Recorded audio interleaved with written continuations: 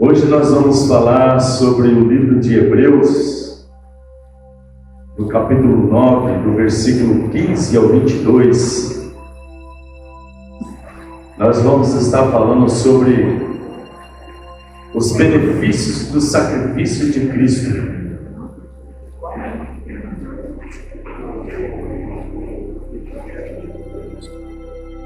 Hebreus 9, de 15 a 22.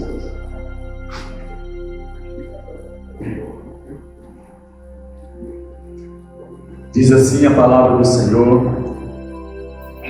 por isso mesmo ele é o mediador da nova aliança, a fim de que, intervindo a morte para a remissão das transgressões que havia sobre a primeira aliança, recebam a promessa da eterna herança aqueles que têm sido chamados.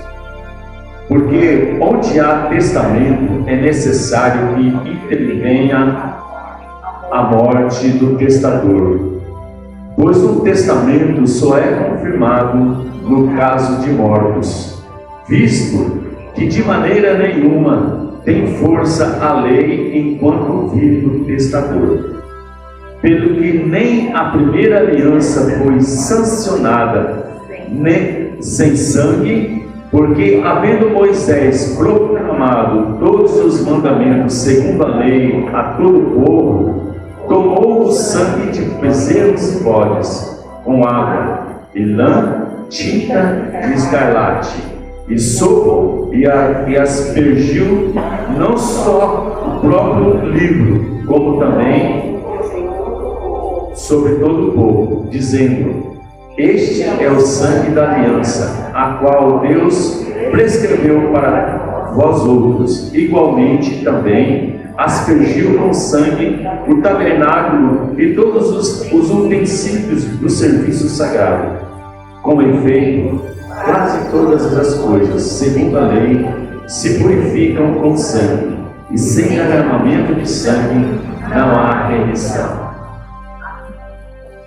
Esse é o texto-chave, no 22. Com efeito, quase todas as coisas, segundo a lei, se purificam com sangue, e sem derramamento de sangue não há remissão. Quando nós pensamos na salvação oferecida por Deus, muitas vezes nós entendemos que ela foi de graça. Graça é algo que você não merece, né? Você recebe algo que você não merece, mas ela teve um preço, né? Em Efésios 2:8 fala assim: porque pela graça sois salvos por meio da fé, isso não vem de vós, é dom de Deus. No entanto, para Deus custou muito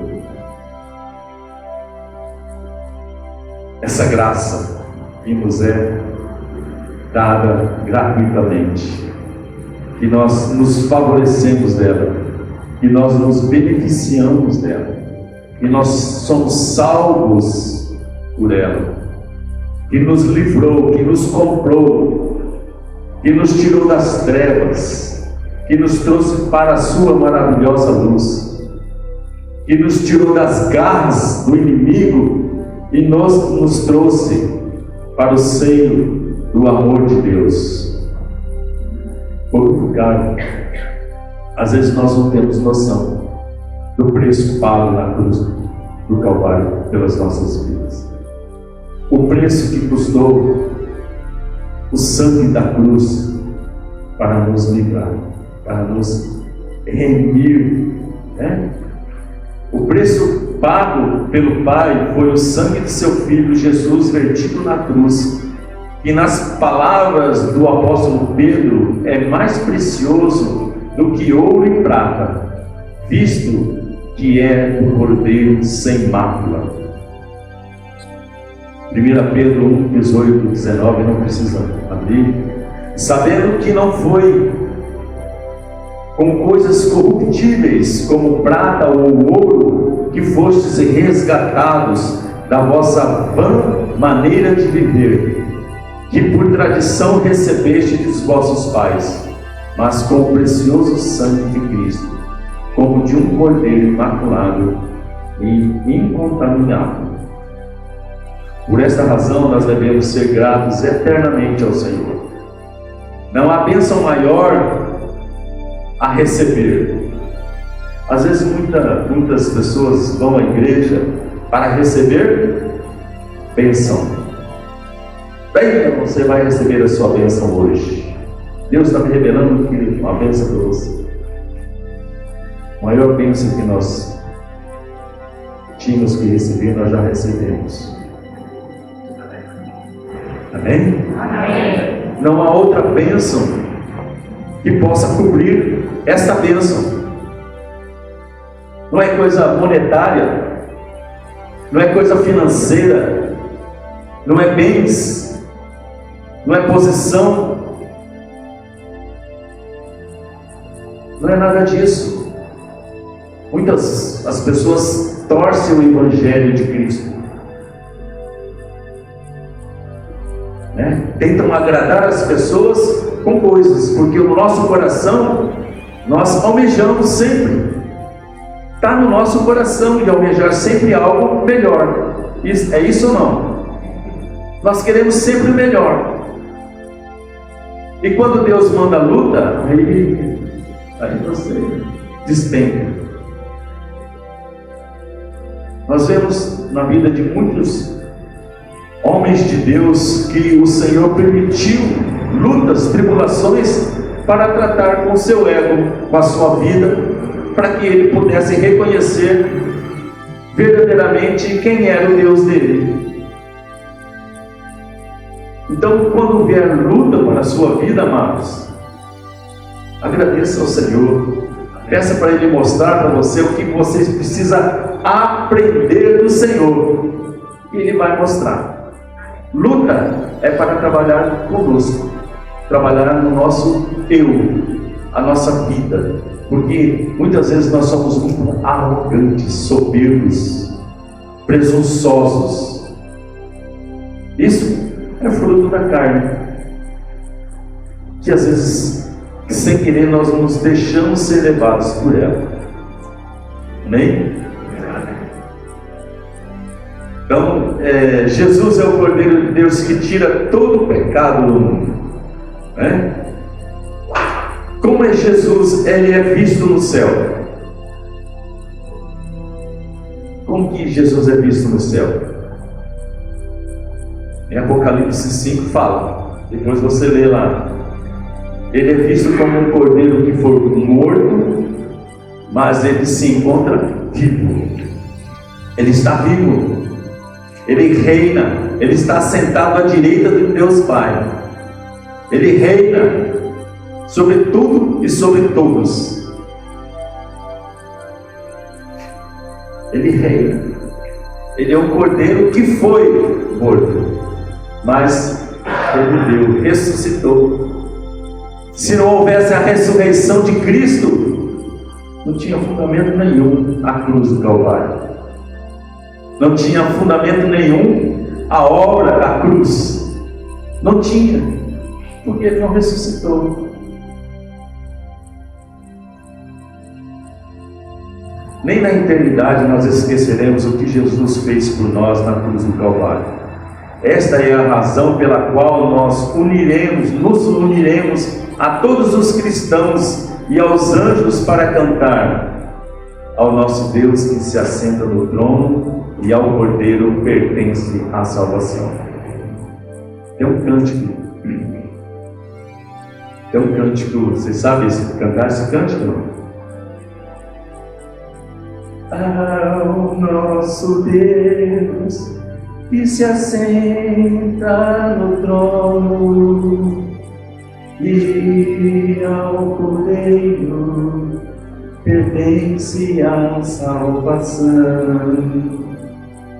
Ao nosso Deus que se assenta no trono e ao Cordeiro pertence à salvação.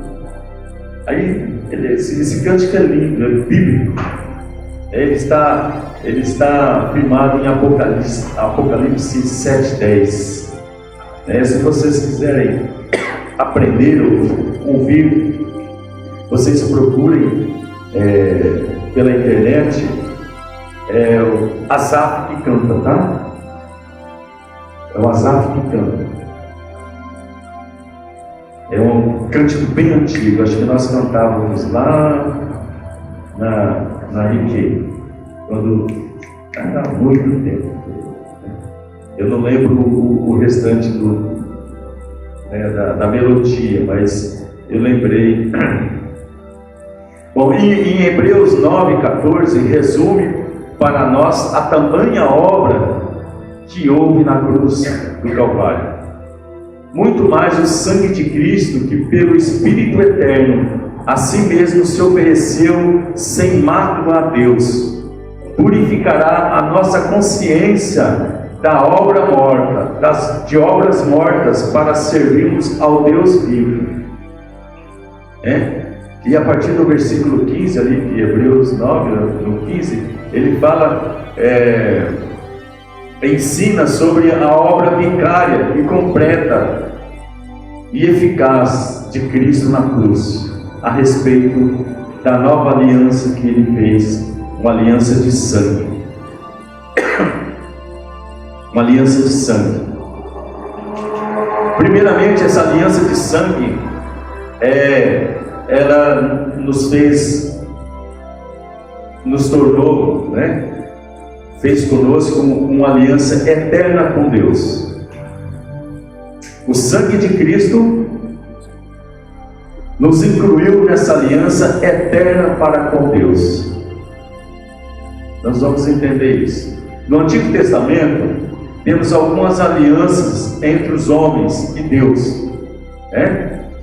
Nós temos ali a aliança branca, a mosaica, a davídica, e nenhuma delas, no entanto, tem a mesma glória da aliança firmada na cruz do Calvário.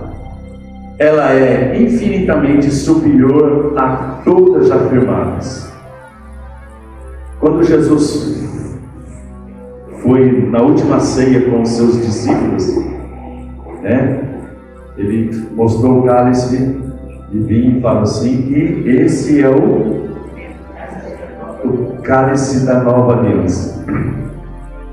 A nova aliança do Senhor estava firmada, ele já estava prevendo, já estava dizendo para os discípulos que aquela aliança do sangue, ela era baseada no amor, o amor dele, o amor do Pai para com toda a humanidade, uma aliança de amor e de sangue que seria na cruz do Calvário.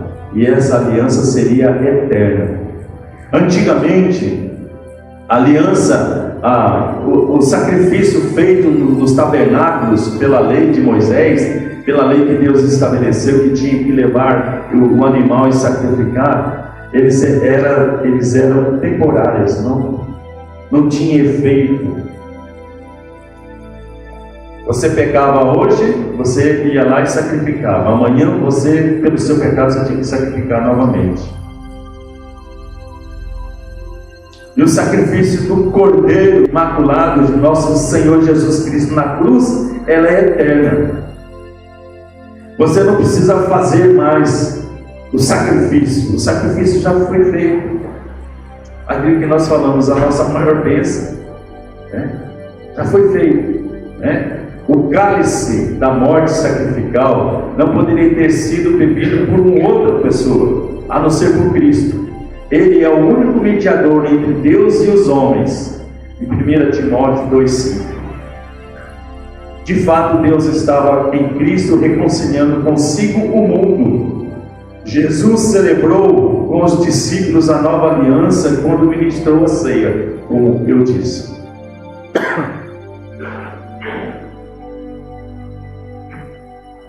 Ao tomar o vinho, ele disse: porque isto é o meu sangue e o sangue da nova aliança, derramado em favor de muitos, para a remissão de pecados. Que privilégio é o nosso, né? De termos em Cristo uma aliança que tem como selo o sangue dele, que nos dá acesso ao Pai, sem nenhum impedimento, sem qualquer véu que nos impeça de entrar na sua presença, como era na antiga aliança. A palavra do Senhor fala que quando o Senhor deu o último suspiro, o véu se rasgou de cima para baixo. Não foi de baixo para cima, foi de cima para baixo. Tem um fundamento isso, tá? Não foi de baixo para cima, foi de cima para baixo. Que Deus rasgou, Ele abriu. Nós temos livre acesso ao Pai através do sangue derramado na cruz do Calvário. Nós temos livre acesso a Deus. Isso foi um benefício a nós. Isso é graça. Isso é remissão. Ele nos comprou. Ele nos devolveu aquilo que nós tínhamos por direito, através do seu sangue, através de Cristo. Naquela aliança o sangue vertido era, na aliança antiga, o sangue vertido era de bezerro e de bodes. Não havia verdadeira remissão de pecados, pois era impossível que o sangue de animais removesse perfeitamente os pecados. E Hebreus 10:4 fala: era uma ação temporária. Em Cristo, no entanto, a reconciliação se deu. Por meio dele, agora temos paz com Deus. Primeiramente, ter paz com Deus. Não é viver em guerra com o Senhor, é ter paz. Aquele que vive no pecado milita contra o Senhor, vive em guerra com Deus, Então nós temos paz com o Senhor, tá? Cada um de nós, além de se beneficiar dessa nova aliança e ministro dela, sendo um instrumento para chamar todo homem à reconciliação com Deus. Então nós somos reconciliados com o Pai. Nós estávamos, vamos dizer assim, brigados através do pecado, afastados, longe de Deus. Mas o Senhor nos reconciliou, nos trouxe de volta para o seio do seu amor, nos trouxe de volta para nós termos intimidade. Lembra da parábola do filho pródigo? É isso. Ele pegou a sua herança, aquilo que ele tinha direito, e foi para o mundo. Lá ele viu que não era bom, que da onde que ele tinha saído, da presença do Pai, havia coisas bem melhores do que o mundo oferecia. E ele voltou. E o Pai recusou? Não. O Pai o recebeu, ele deu um grande abraço, mandou matar os melhores que tinha, para celebrar a volta do Filho. Foi isso que Jesus Cristo fez conosco, nos reconciliou com o Pai. O Pai se agradou de Cristo. Em tudo que o Filho fez, o Pai se agradou, nos trazendo de volta para o seio do amor de Deus Pai. Segundo, Ele nos deu uma herança eterna através do seu sangue na cruz. Ao falar da nossa herança celestial, o autor da carta dos Hebreus apresenta o Senhor Jesus não apenas como mediador de uma nova aliança, mas como um testador. Em Hebreus 9:16 diz: porque onde há testamento é necessário que intervenha a morte do testador, isto é, uma pessoa que tem riquezas a compartilhar com seus filhos. Como mediador, ele nos une ao Pai, e como testador faz-no participante dos privilégios divinos. Então, com a morte de Cristo na cruz, Ele nos fez co-participante. Nós nos tornamos co-herdeiros em Cristo. Tudo aquilo que o Filho tem, nós também temos o privilégio, o direito de usufruir. É aqui que vai acontecer lá no grande dia, na eternidade. Nós vamos usufruir de tudo, de tudo. E diz que há tesouros, né? Não vou falar em bens. Tesouros que eu estou falando são coisas maravilhosas, riquezas insondáveis, riqueza que nós não temos nem noção daquilo que nós vamos viver na presença daquele que será adorado para toda a eternidade. Nós nos prostraremos diante dele e declararemos que ele é o Rei. A luz do Senhor resplandecerá sobre tudo e sobre todos. Haverá uma glória eterna que nós não temos nem noção.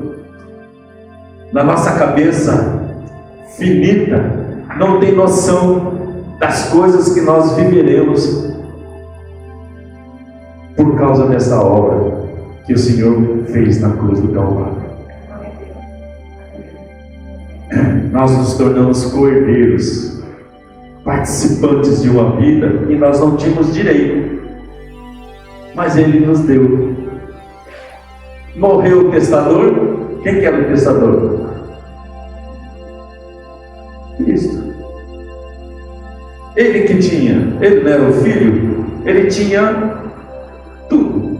Ele morreu e nos juntou, nos trouxe juntamente com ele, e nós passamos a ser participantes dessa vida dele também, na ressurreição.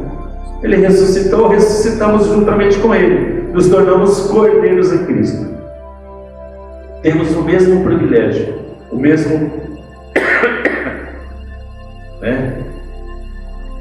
O autor divino lança a mão de um padrão jurídico, o que normalmente os herdeiros somente são beneficiados com a herança quando morre o testador. Foi morrendo por nós na cruz que Jesus nos fez co-herdeiros com Ele, como eu disse. Em sua morte vicária não haveria herança alguma, se Ele não tivesse. Desde então, nós temos essa graça, vamos dizer assim, e nós não conseguimos entender e jamais saber o preço que foi pago por tudo isso, Nós que temos a promessa dessa eterna herança, devemos, como os heróis da fé, não nos agarrar a tesouros dessa terra, mas aguardar a cidade que tem fundamentos, da qual Deus é o arquiteto e o edificador. O próprio Senhor Jesus nos orienta a não ajuntarmos tesouros aqui, e sim nos céus. Todos os valores do mundo se tornam pequenos diante do que está preparado para nós como herança, como já foi dito. Como diz aqui, nós não temos noção.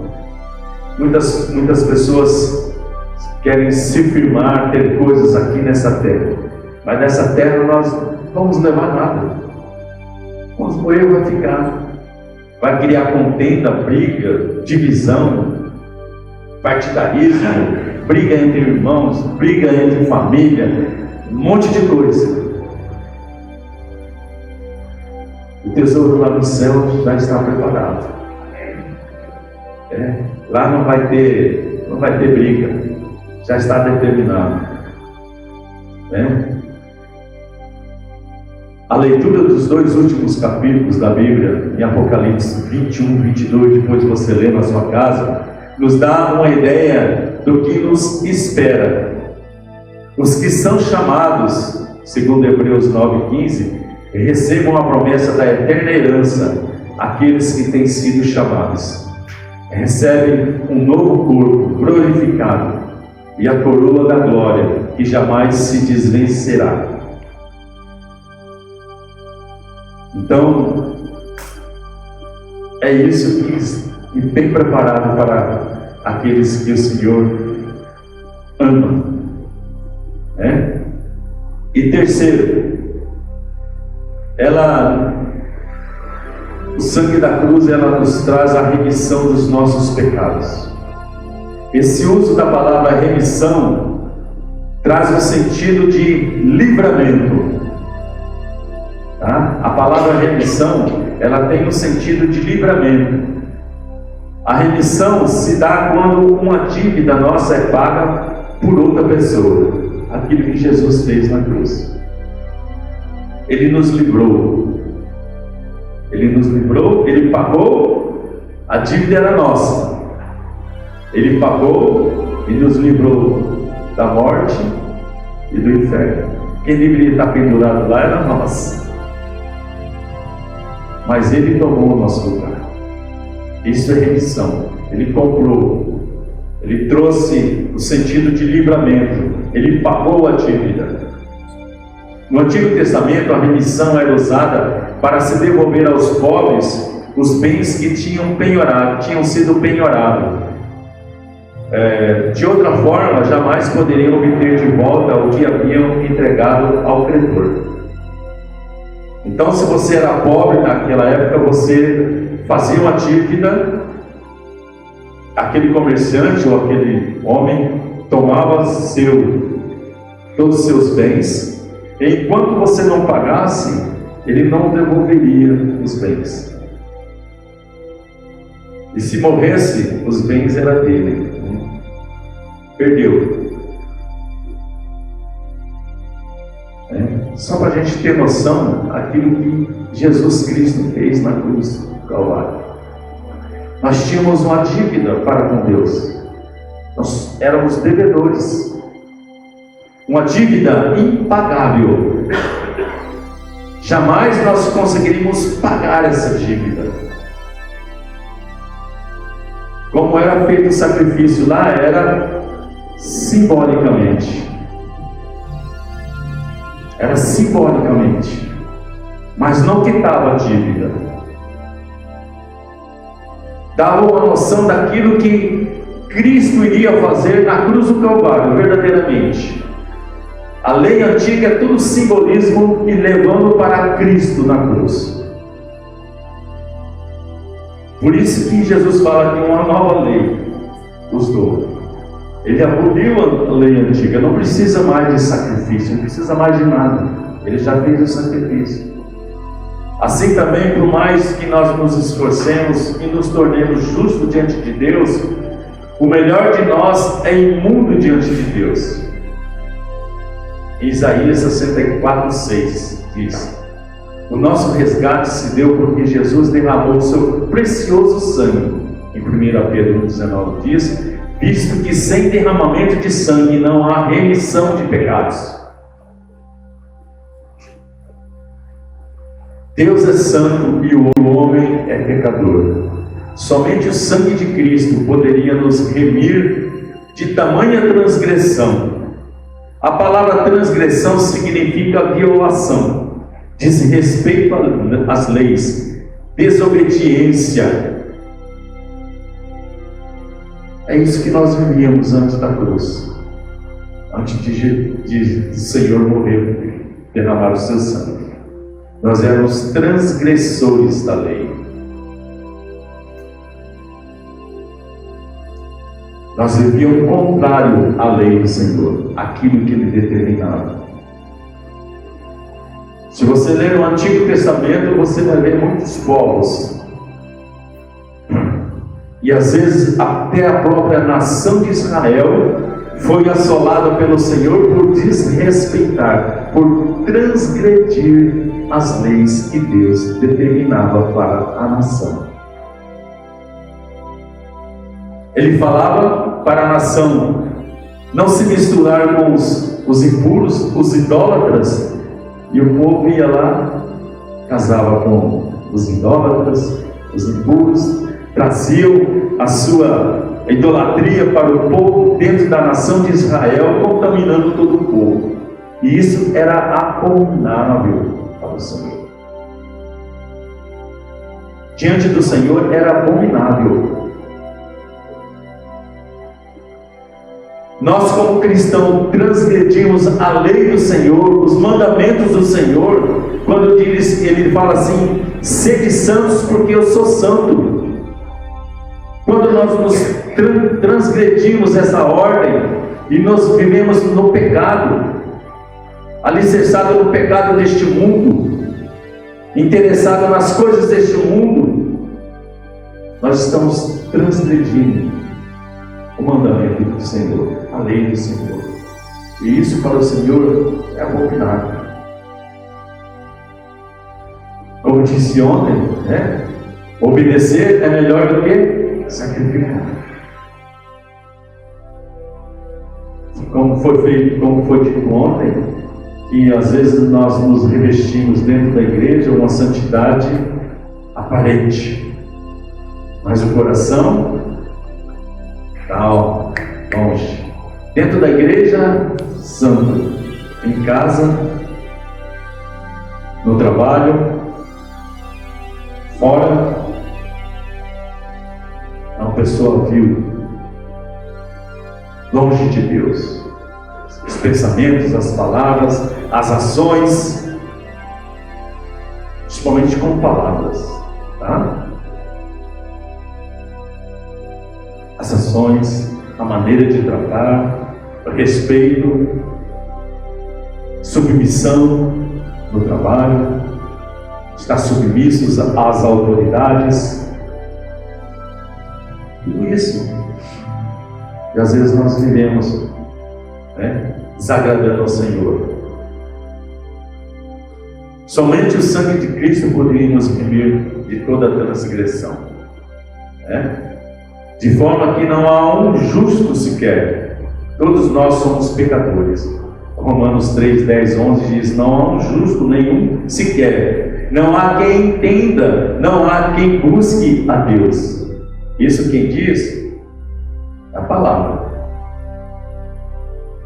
Não adianta você querer contestar com isso. O último trabalho que eu tinha, uma vez a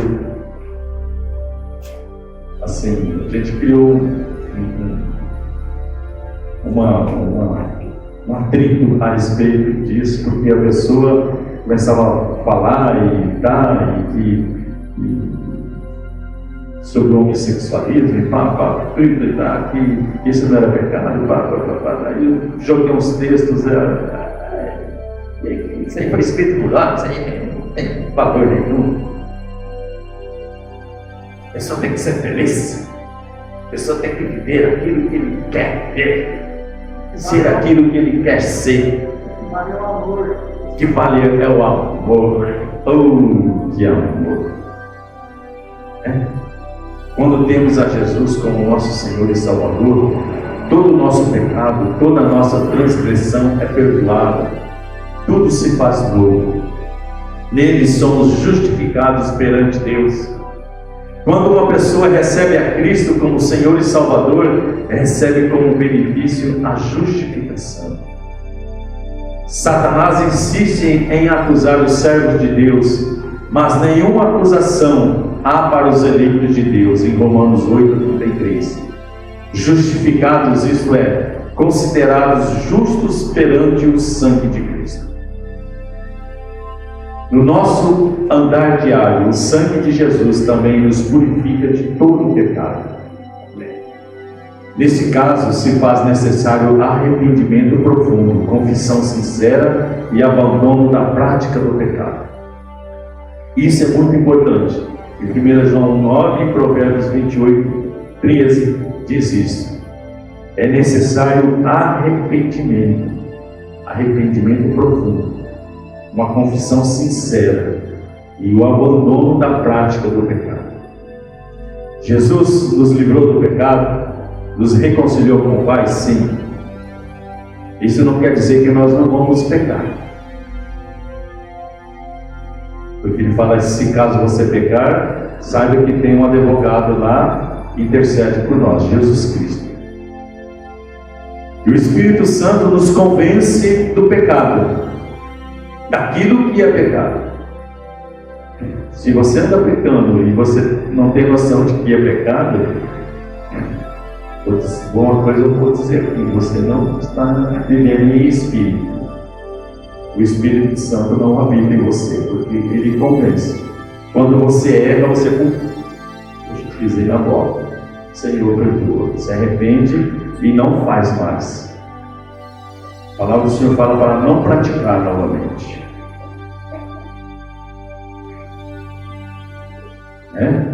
Você tem que ter um arrependimento, se arrepender. Se você ofendeu alguém, ir lá para essa pessoa pedir perdão para ela, se arrepender, mesmo que a pessoa esteja com direito sobre, mas você tem que se humilhar, se arrepender, pedir perdão, confessar, abandonar a prática do pecado, não viver em pecado. Isso é primordial para uma vida cristã. Esse é o exemplo da vida do cristão: não viver em pecado, porque ele é santo. Ele nos tirou da lei do pecado. O sangue nos purificou de todo o pecado, de toda a injustiça. Ele nos fez santo. Então por que nós vamos viver pecando? Temos que ter consciência, morrer no dia a dia, negar a si mesmo, negar-se ao nosso eu, a nossa carne, a nossa vontade, no dia a dia, e seguir a Cristo. Não é isso que nós temos aprendido? Sim. Quem quiser vir após mim, não fala de que você é obrigado a vir. Se você quiser vir, você vem. Como eu disse ontem, eis que estou à porta e bato. Se quiser entrar, você abrir, eu vou entrar e cear com você. Quem invade é Satanás. Satanás invade. O ladrão é quem invade. O bandido é quem invade.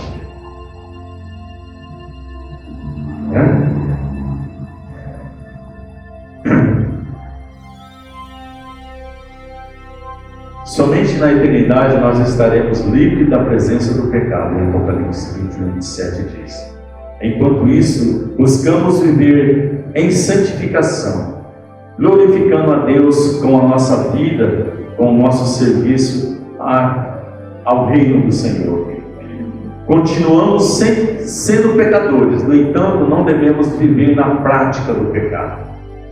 Para nós, o pecado deve ser como um acidente e não como uma rotina. Em 1 João 2, 1, 2 diz: os que não abandonam as suas transgressões são comparados aos que nunca conheceram a Cristo. 1 João 3, 6. Por isso que Jesus, a palavra do Senhor fala que naquele grande dia muitos chegarão diante do Senhor. Senhor, no teu nome eu fiz isso, eu falei isso ontem. No teu nome eu fiz aquilo, fiz Apartar os que não os conhecem. Pessoas que não abandonaram o pecado, que vivem em pecado, não agradam ao Senhor, vivem em transgressão, não são obedientes à lei do Senhor, aos mandamentos do Senhor, vivem conforme quer, tem um espiritualismo de aparência, mas no seu coração, a palavra do Senhor fala que o Senhor olha o coração, porque do coração vem o quê? O coração tem tudo. Tem tudo que é mal, às vezes. Por isso que ele fala que em Cristo Jesus ele tira o nosso coração de pedra, nos coloca um coração de carne, um coração maleável, um coração doce, um coração disposto a obedecer, a perdoar, não um coração duro. Já viu pessoas que são duras? Não abrem, não gosto da pessoa, não adianta. Não tem um coração maleável, um coração disposto a perdoar, um coração disposto a obedecer ao Senhor. Jesus Cristo tinha esse coração maleável, um coração dócil. As pessoas crucificaram, zombando dele, e ele olha lá da cruz: Pai, perdoa-os, porque eles não sabem o que fazem. Eles não têm noção daquilo que eles estão fazendo. E às vezes é assim a nossa vida. Às vezes nós tomamos atitudes, temos atitudes na nossa vida que nós não temos noção do quanto é prejudicial diante de Deus, o quanto desagrada ao nosso Deus. E é a mesma coisa que nós falarmos assim, ou dissermos que o sangue de Jesus não teve eficácia nenhuma. Jesus morreu porque ele morreu. Como o mundo às vezes aí, né? Conhece o Jesus Cristo crucificado lá, né? Que foi crucificado Jesus, né? Mas o fundamento em saber o porquê, qual a finalidade daquilo,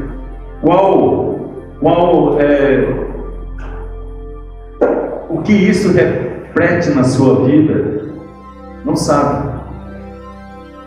Conhece Jesus somente de ouvir falar, né? Vamos concluir então.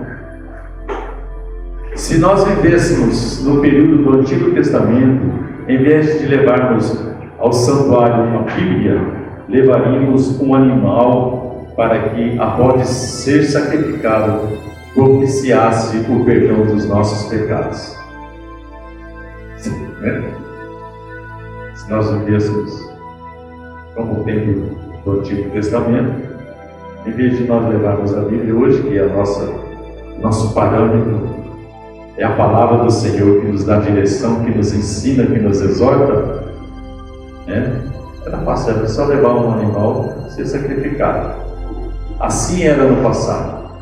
Ainda que todo aquele cerimonial fosse sombra do que acontece no céu e apontasse para Jesus, era um cerimonial incapaz de purificar completamente o pecador. Valia como símbolo de sacrifício de Cristo, único, completo e perfeito.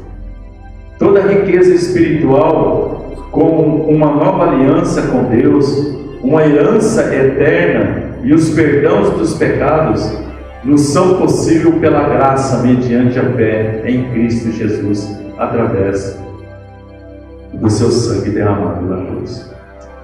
Que privilégio nosso o de ter nascido depois do sacrifício de Cristo e de conhecer nos Evangelhos a história da salvação e a eficácia do sacrifício de Jesus.